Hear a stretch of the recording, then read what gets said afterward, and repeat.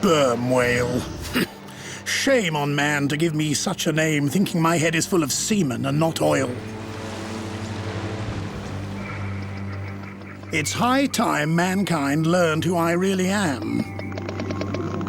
I live in a world that my ancestors conquered long before men made fateful contact with my family and staked their claim to the riches of our southern seas.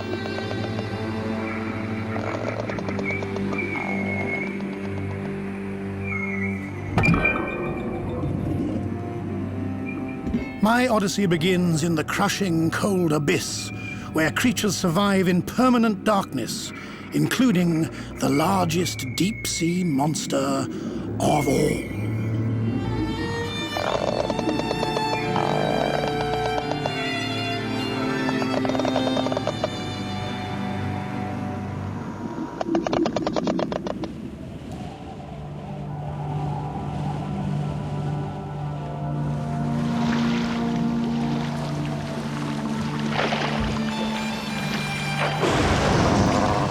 For millions of years, the freezing waters of the southern seas remained our domain.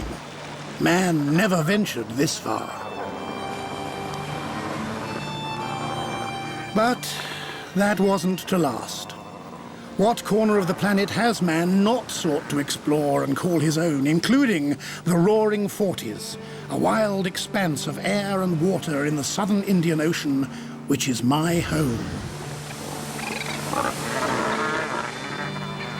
For so long, the creatures of the deep, thousands of feet underwater, may as well not have existed. Who better to explore this alien world than me? I dive deeper than practically any other mammal, 10,000 feet or more, for over an hour at a time.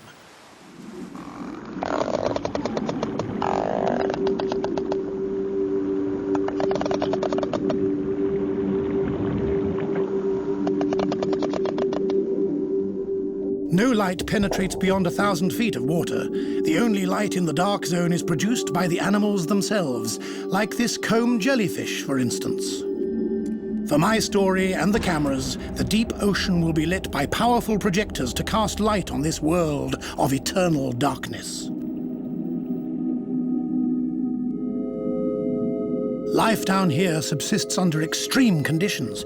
Temperature is stable at an almost freezing 1 degree Celsius, and pressure is simply unbelievable. At 3,000 feet, it is 100 times greater than it is at sea level.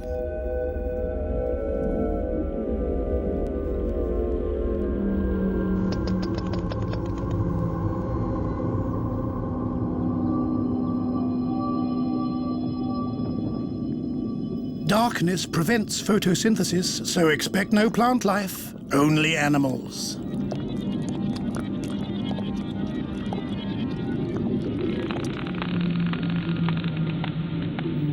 Among them, the Dumbo octopus.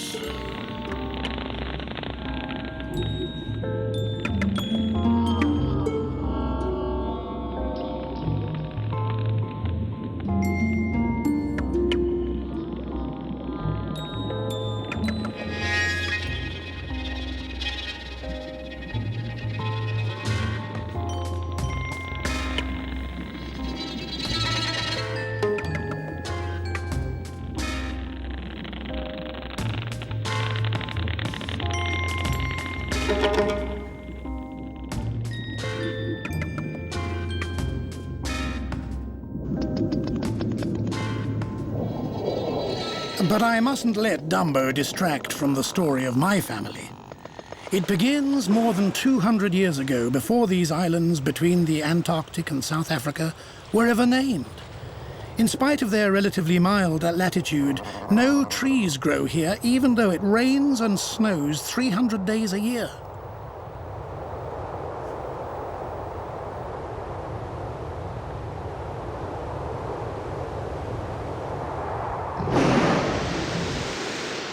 My grandfather, along with other adult males, settled around this archipelago because only they, with their generous, warm-blooded bodies, could stand the waters.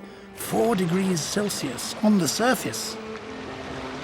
No wonder our smaller females stick to the tropics. As for Grandad, He stayed away from the islands because their shores were patrolled by his greatest enemies. Killer whales. With its 6-foot-high dorsal fin, this male belongs to a family pod led by a female, the matriarch. One can tell the females and young because of their short dorsal fins.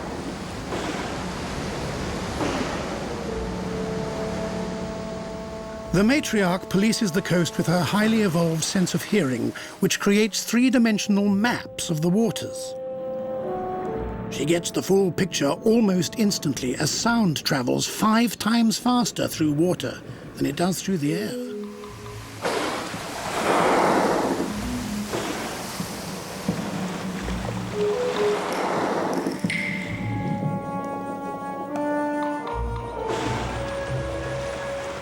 The killer whales are on the lookout for any unusual or interesting activity.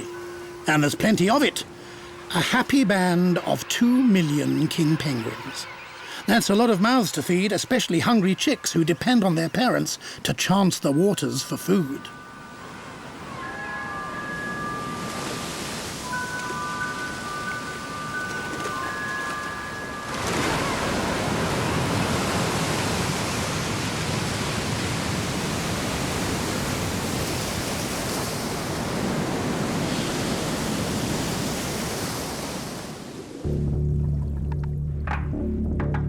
The matriarch knows only too well the routes penguins take to feed.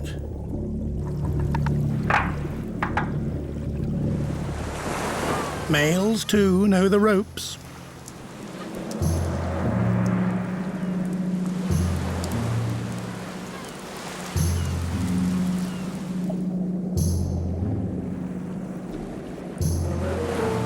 But king penguins have a memory of sorts.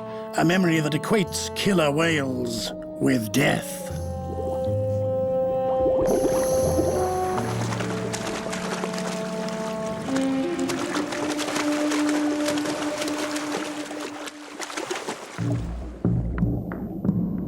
Underwater, penguins emit weak sound waves that mix confusingly for the killer whales with other ambient sounds.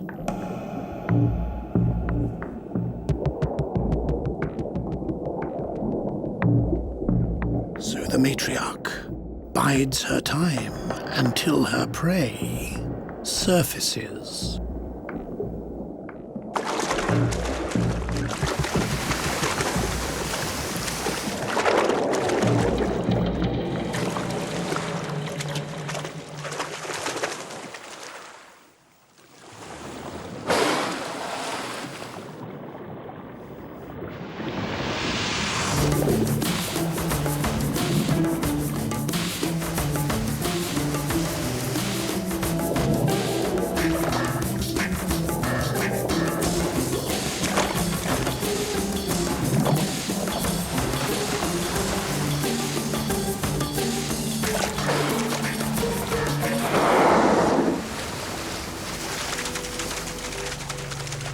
Killer whales are not only efficient predators, it's the way they eat that's so awesome. Pressing the animal between tongue and palate, they squeeze the meat, fat and guts out in a single chunk. The older female will pass these skills on to her granddaughter, who, in time, will become the matriarch of the family.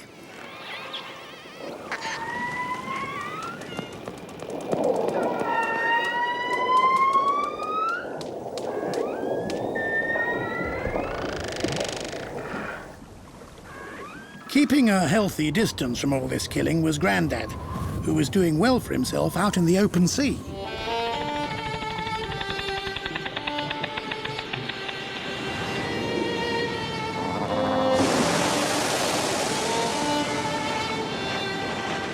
But one day, totally out of the blue, new visitors graced these shores. Those who would finally give our islands a name. They came from places Grandad never knew. Nothing would ever be the same again. Remember, all this happened 2 centuries ago. I'm talking, of course, about men, American whalers from Massachusetts. In 1772, stories began circulating about the adventures of a French captain, Marion Dufresne. He was sailing in search of a southern continent when he crossed waters haunted by sea monsters. At 46 degrees south, he stumbled on the islands. Dufresne took possession of them in the name of France and called them Crozet, after his first mate. But France was a world away and couldn't hope to protect her claim. The American whalers, the South Seamen, took full advantage. Lead the way! Steady now! Steady, I say! Pull her in, boy! Oh, starboard there, boys!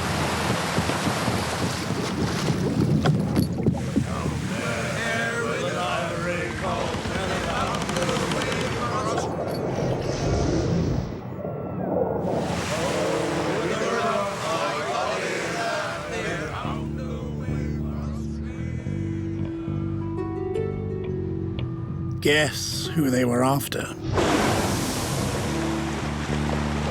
The great whales, like my ancestors. Archibald! Sperm whale ahead! Pull together!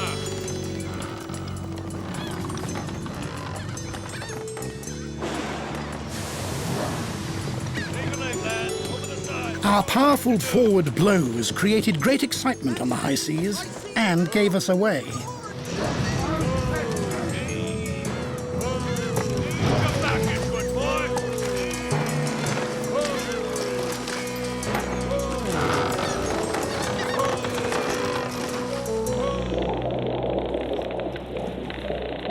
Not for much longer! The South Seamen knew our weaknesses, the 10 minutes we need to breathe on the surface, and our blind spot. That's what you come for, boy. Keep going. Starboard, no. Whoa. They came from behind or head-on to aim harpoons into our first dorsal bump. He'll be back. Mark my word. Steady, lads. He hears us. Keep quiet. Now, be ready to give it to him.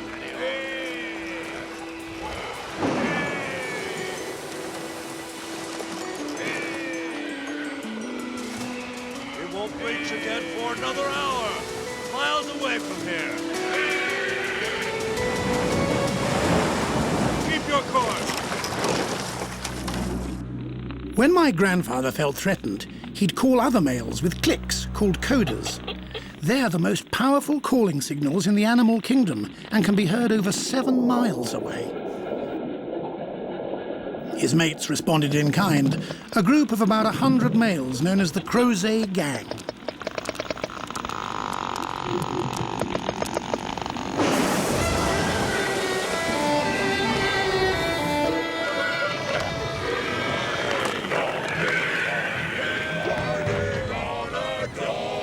Shut your mouth and pull.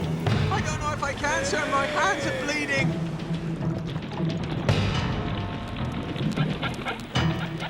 Their instinct was to stay close in the face of the unknown.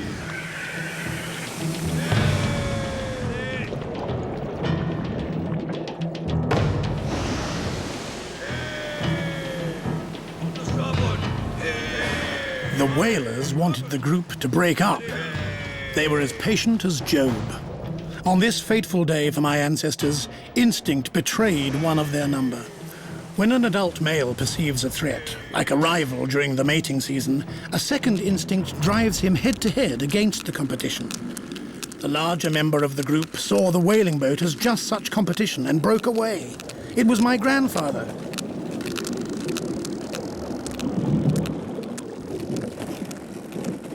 As long as the whales stayed close, the men in their fragile boat could do little. Then they plunged, all except Grandad. What's happening, sir? They're all diving. Don't worry, lad. Flies will show up any minute now. Where's he gone, sir? Where's the big male? Sly devil. He's eyeing us all right. There! Steady, lads. Nice and easy. Right, let him have it.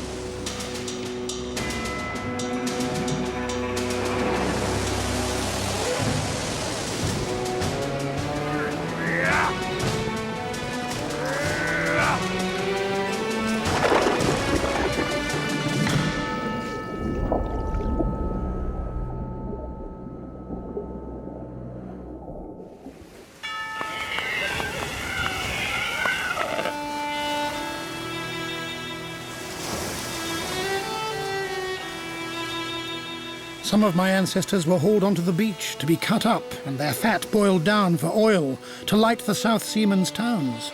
They nicknamed the Crozet gang the 40-barrel bulls because each one of them filled that many barrels with oil.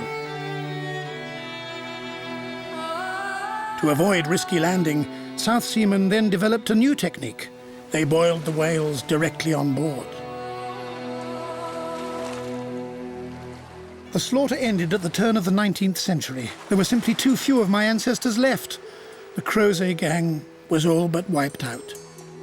Nearly 100 years later, whaling was officially banned in the Indian Ocean, and France was granted exclusive control of the Crozet Islands, and in particular, their vast oceanic shelf that was visited by rare survivors, like my father.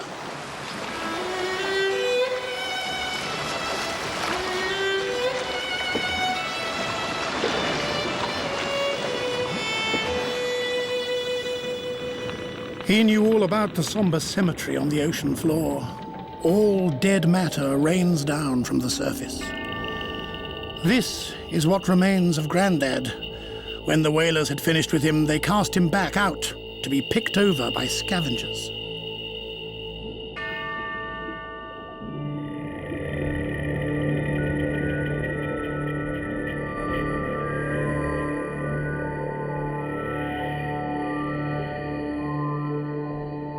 And this cemetery is full of them. Take the crinoids, or sea lilies. They filter feed off organic particles floating in the currents.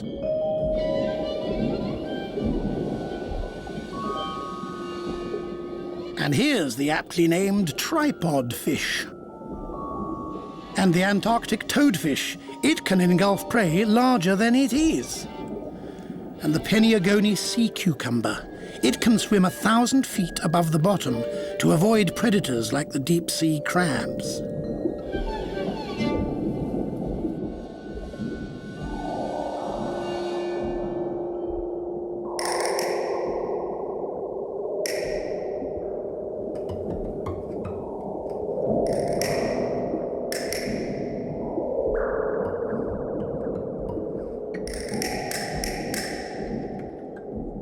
Millions of these crabs sup quietly in the rich currents, confident their armory will protect them from their predators, ones with fins and jaws.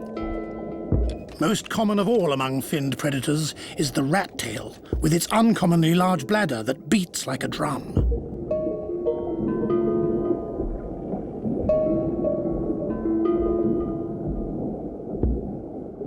The drum simply helps them to keep contact with each other.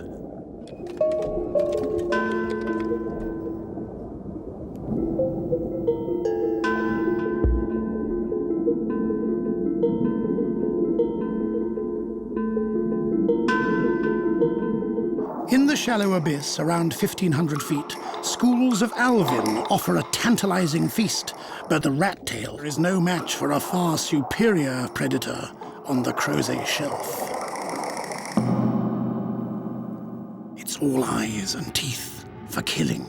It weighs up to 800 pounds and grows to 6 feet.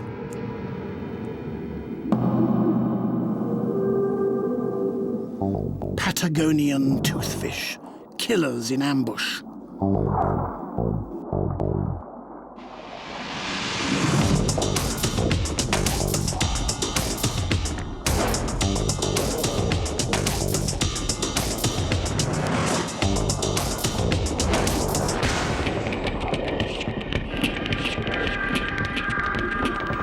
Toothfish share the alvin with squid.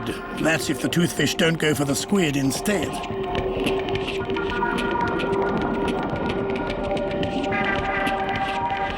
Their secret weapon, the largest neurons of any animal on the planet, to power lightning reflexes.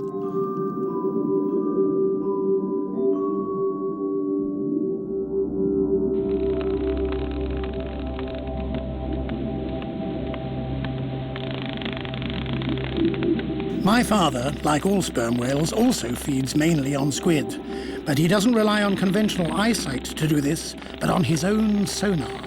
Now let me explain why our heads are full of oil and not sperm. Fact one, The oil helps amplify and orientate our echolocations, those sounds we send out that bounce back to us. Fact 2, we have the largest brains in the world, and they create images of our surroundings from the echoes. If we raise the frequency, sort of high voltage stakes, we can hone in on the size and direction of our prey.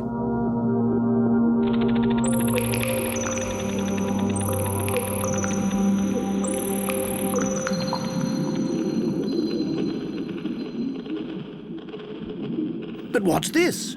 The comb jellyfish certainly isn't making this racket. My father never heard these sounds until he was 80 years old at the end of his long life. It's coming from the surface.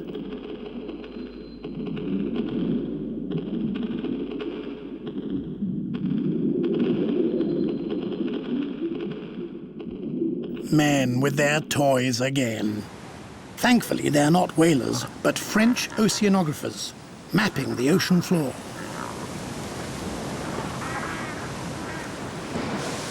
My father carries a similar map in his brain, and for good reason.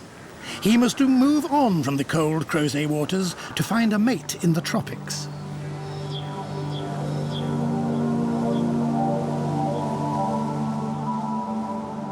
The ban on whaling in the Indian Ocean allowed the Crozet gang to reproduce and regroup, unsuspectingly, in the Mozambique Channel.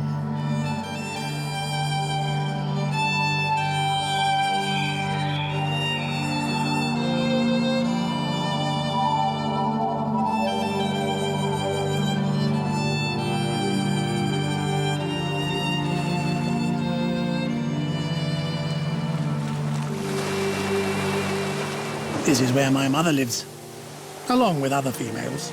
You can tell they're a mere 30 feet long.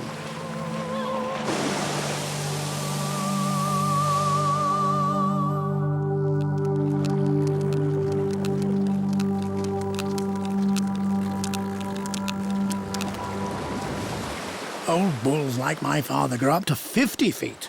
In addition to their supersized brain, they are the largest toothed predator in the world. But enough boasting. This was only a nursery. It's where I grew up. While my mother hunted, another female was always on hand to watch over me. They taught me the codas and cries, which vary from clan to clan, so we know who's talking.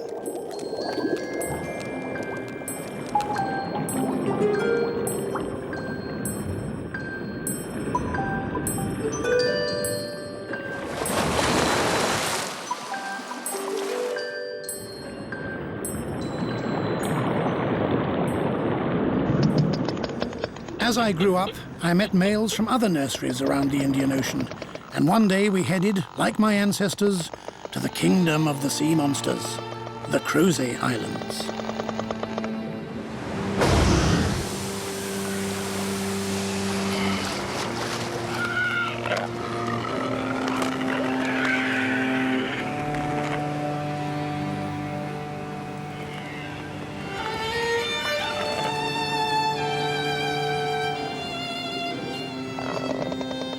Today, the waters around the archipelago sound very different from what my father or grandfather were used to.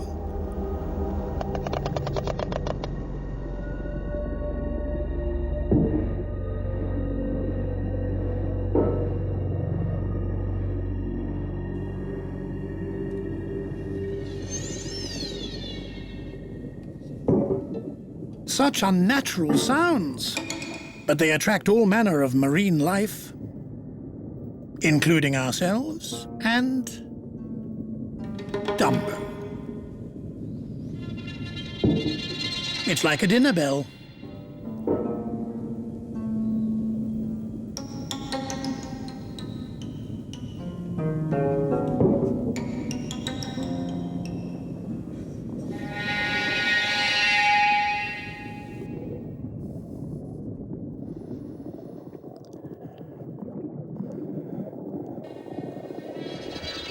What are these lines with nasty hooks? 20,000 of them.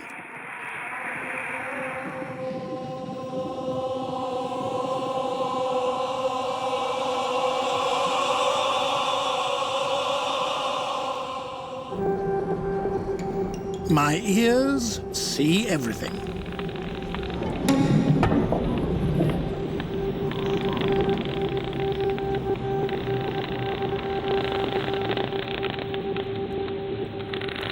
The anchors drag mile upon mile of long lines from the surface to the bottom.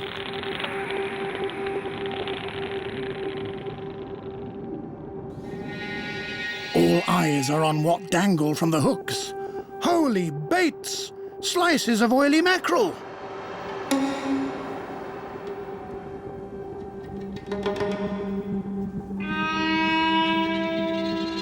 But the Abralia squid knows when to turn down a free meal and makes itself scarce by blending into the surrounding light.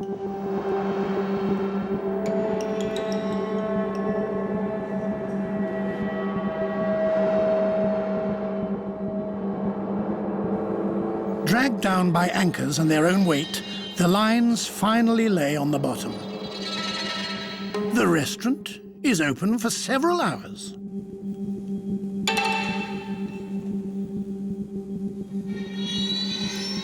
The menu entices none of the sub-Antarctic squids. In fact, none of the squids at all.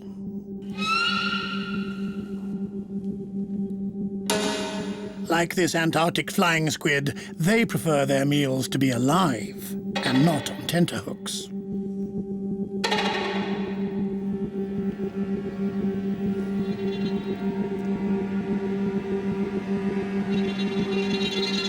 At night, they go to the surface in search of anything that's floating around, as long as it's the right size.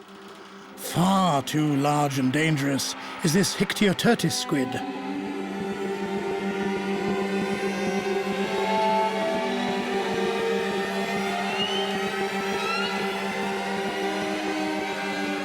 Squids are always welcomed on the surface by other nocturnal feeders.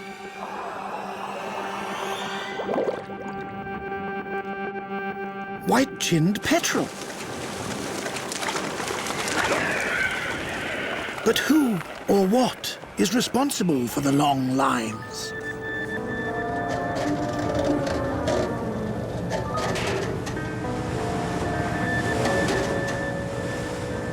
Inside these floating factories, human hands also work through the night.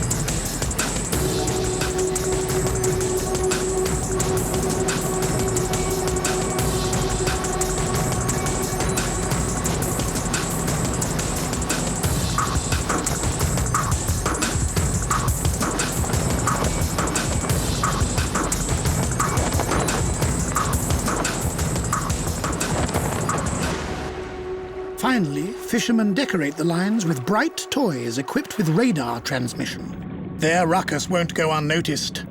Others will hone in on this from 10 miles away.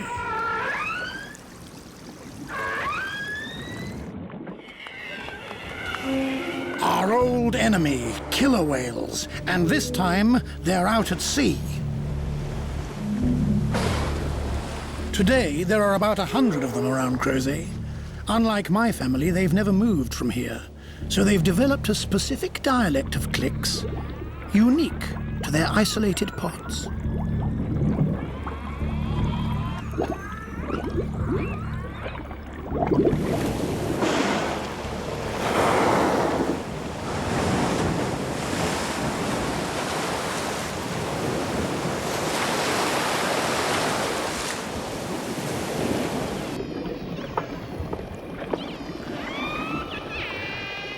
The matriarch's language is so precise, she's able to alert her family and others in the area. Her cries carry over a radius of 2 miles, but what exactly is her message? That she's found some toys? Such mammals used to feasting on penguins don't dive like we do. But the longliners changed all that. They attract one of the least known and rarely filmed mammals in the southern polar seas. Hourglass dolphins. They're the only dolphins that have never been seen near land.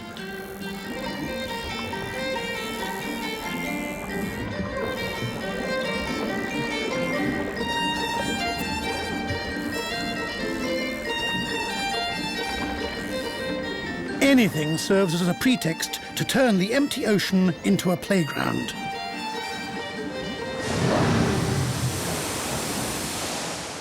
Including me.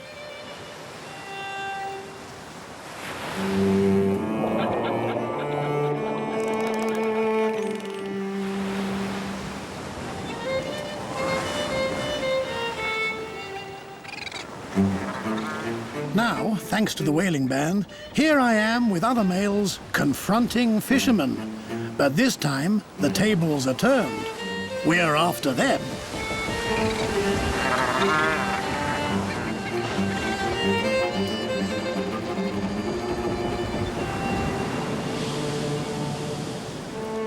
Perhaps because of my ancestors' experience, we first keep a healthy distance from the boat. The green one, over there.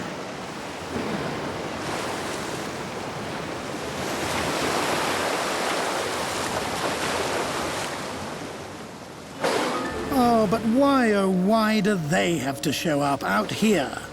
Have they lost their taste for penguins? Can't they see we're 4 times bigger and 30 times heavier than them?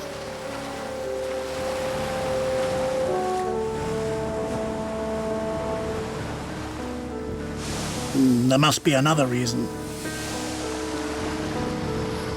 The toys?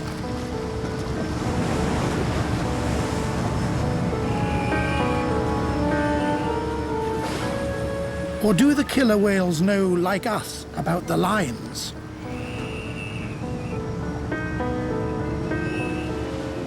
The matriarch is certainly on to something.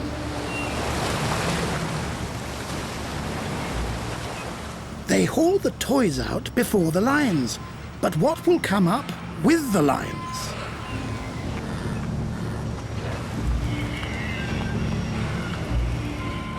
They've got the answer.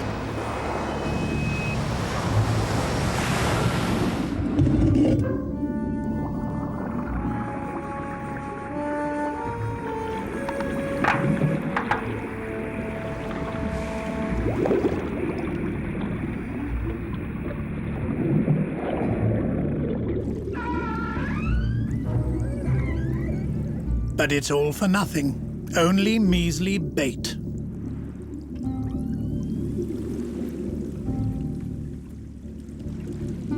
I could have told them. To avoid killer whales, I can dive 10,000 feet to inspect the lines. But I'm happy to stay around 1,000 feet, the cutoff point for killer whales.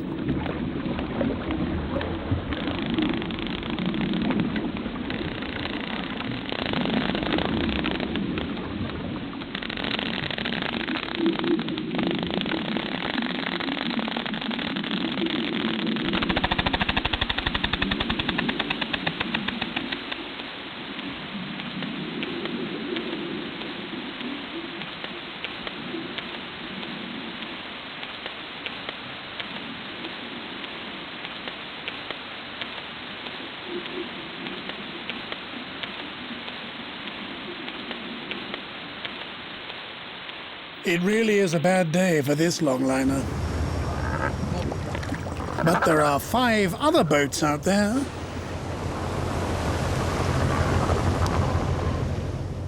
Same shape, different color.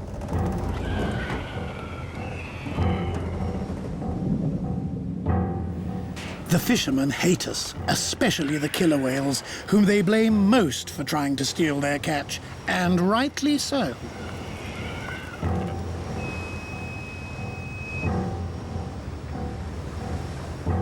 The white boat has no alternative but to shake them off, even if it means covering hundreds of miles.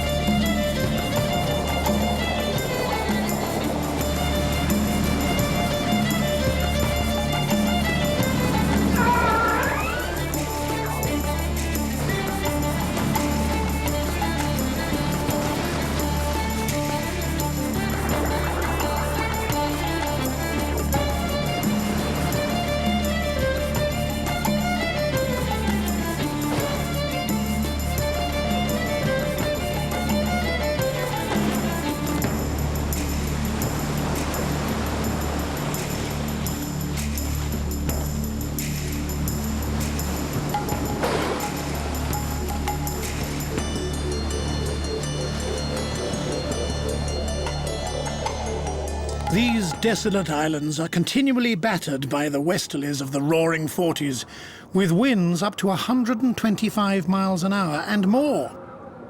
At such speed, clouds hug the earth.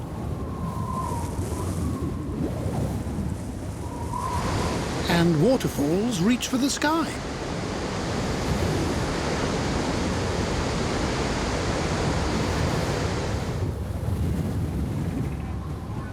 In this extreme environment, nature defies the laws of gravity.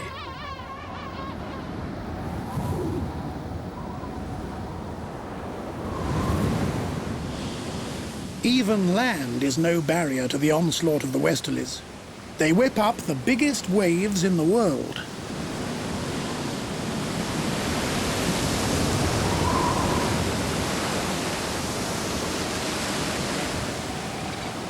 But the winds are oily sweet. They carry the scent of fish.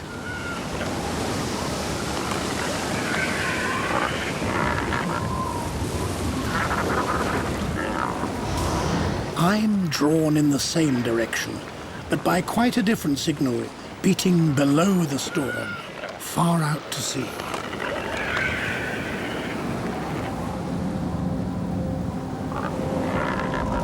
Another floating restaurant.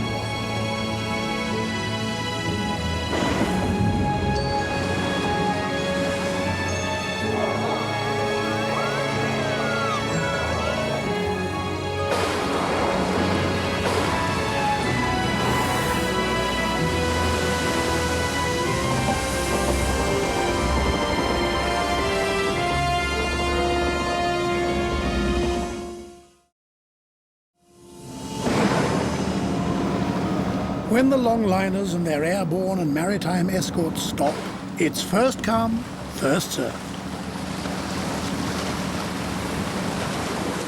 The matriarch reserves the right to lead the way.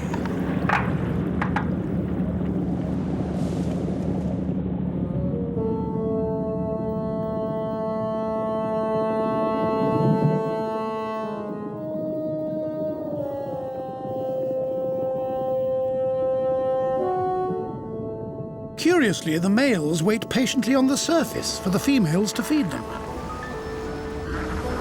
The interval is enough for the longliners to haul up rat tails and the most prized catch of all, Patagonian toothfish.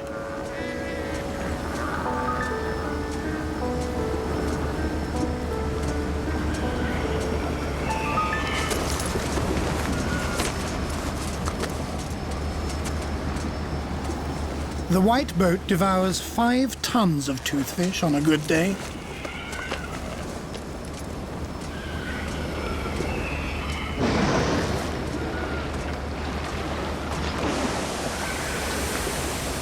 I'm in no hurry. I'm alone this time and vulnerable. Killer whales could easily attack me. They'll certainly be less accommodating with the lines biting.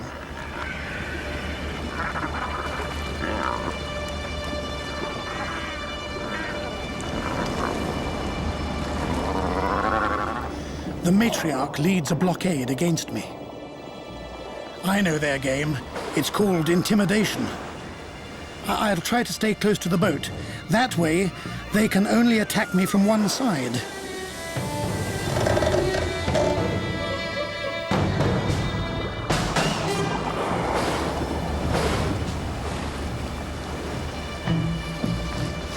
They chase me off.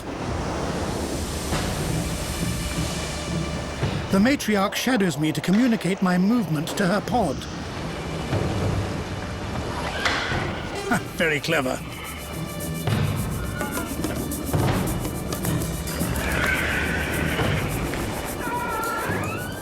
A killer flank blocks my path back to the boat.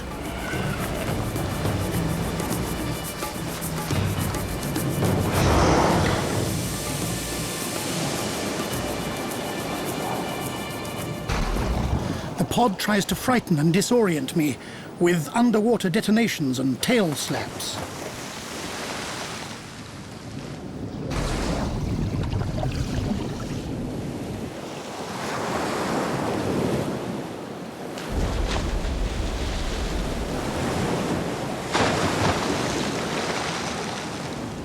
But I'm determined to hold my own.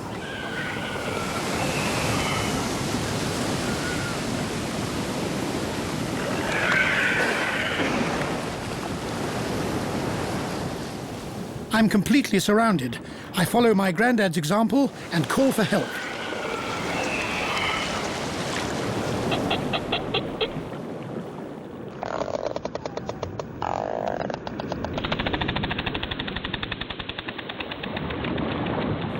But my clan must be beyond the 7-mile limit of my cries.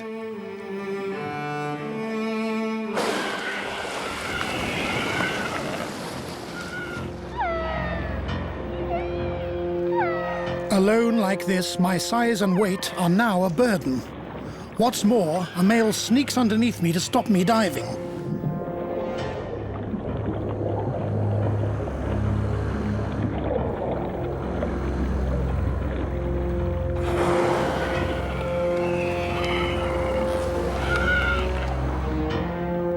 They even know my blind spot, like the South Seaman.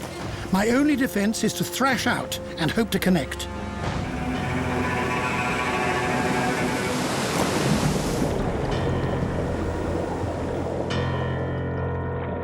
They're too quick and noisy for me.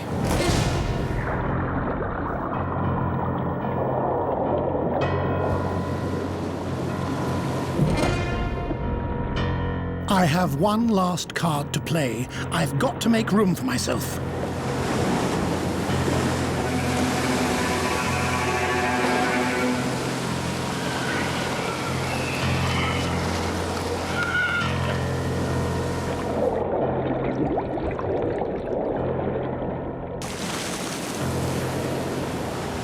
Made it. The deep beckons. That's what they wanted. They got it. Good luck to them up there.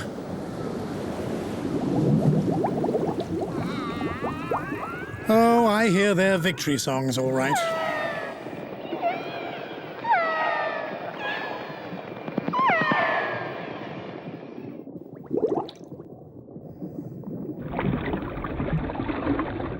No way I'm going to risk my life for a few measly toothfish on a string when the abyss provides all I need, over a ton of food every day. Still, I put up a good fight, and the longliners should thank me for distracting the killer whales. They return to their routine, males on the surface, females down the line.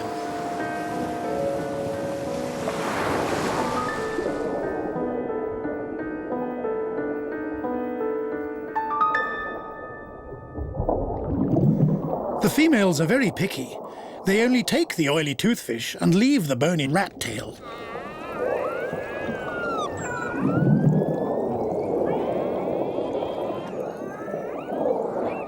Here's a male's just dessert.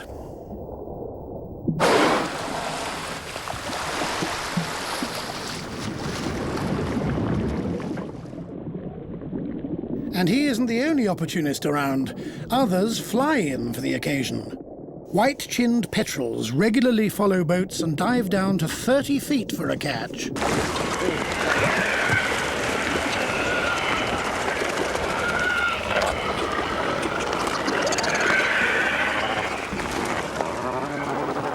Giant albatrosses wouldn't normally gather in open water like this, but the longliners have changed these animals' feeding habits. Neither killer whales nor albatrosses could ever hope otherwise to feed on deep-sea fish. But now, most of my neighbours in the South Seas have adapted to this rich new source of protein.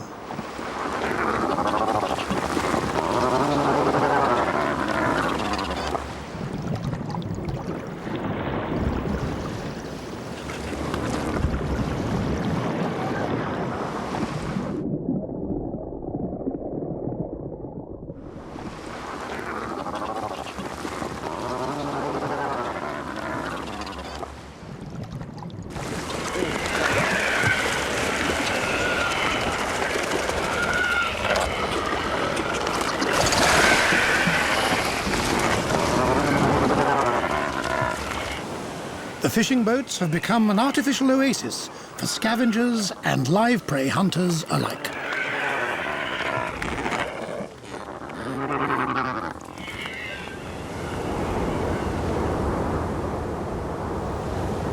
And long may it last. Fewer longliners are now allowed in the Crozet waters to protect the overfished toothfish. So our adventure with the boats looks set to continue.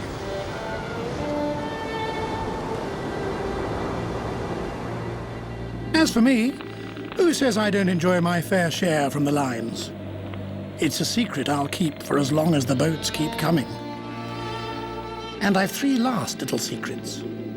First, as a senior member of the Deep Sea Club, which excludes killer whales, I can say the natural balance really is changing down here. Fewer toothfish allow their prey and mine, the squids, to age quietly and grow incredibly. Take this one from the Gonatidae family.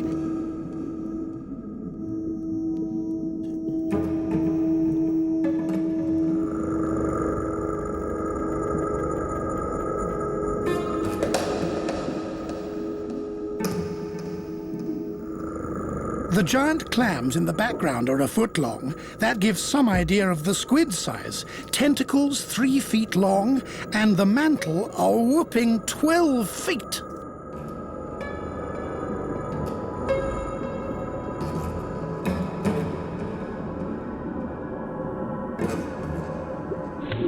I clearly lack for nothing when it comes to my favorite prey. Now, for my ultimate confession. It's buried deep in the history of my dynasty. The secret is inside my head.